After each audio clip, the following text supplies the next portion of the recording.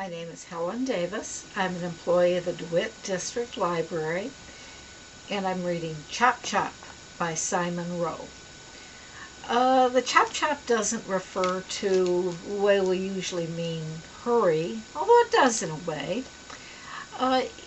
It's the fictional story of a young man who winds up employed in a rather challenging kitchen. The author did actually work a little bit in cooking, so he has some experiences that he's drawn on.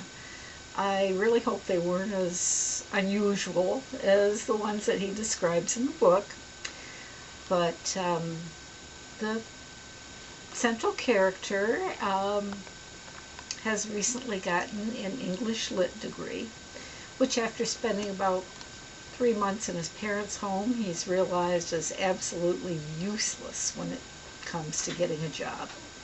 So he's moved to London, and after getting to the point where he's 2 months behind on his rent, doesn't have any money for food, he realizes he'd better look for a menial job. He sees an ad for restaurant help.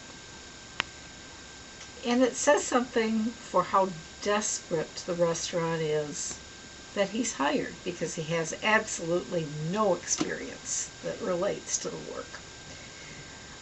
He becomes what they call a commish, which means he has to do all the dirty work that keeps everybody else going, no one else wants to do. It's a very unusual atmosphere.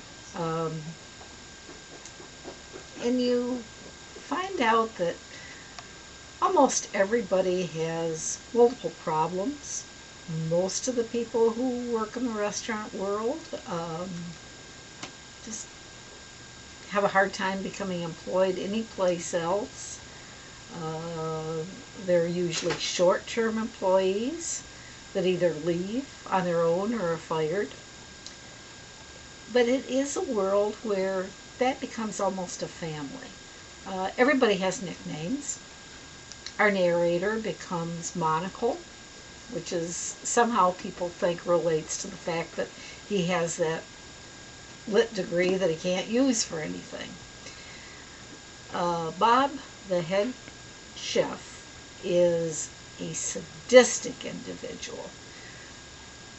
He tells Monocle that he does not have the hands of a chef.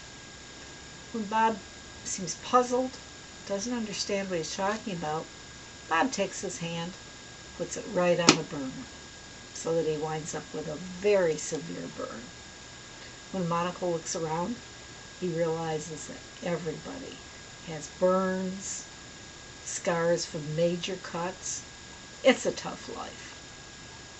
But they all blend, and he actually winds up feeling he has more support from his co-workers than he has from his own family, which they have unique quandaries of their own.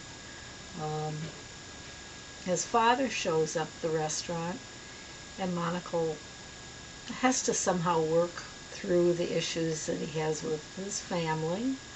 Plus, the restaurant crew is involved in creating some menus not for the squeamish, that a patron hires them to prepare. It's a book that probably will not leave anyone wanting to work in a restaurant.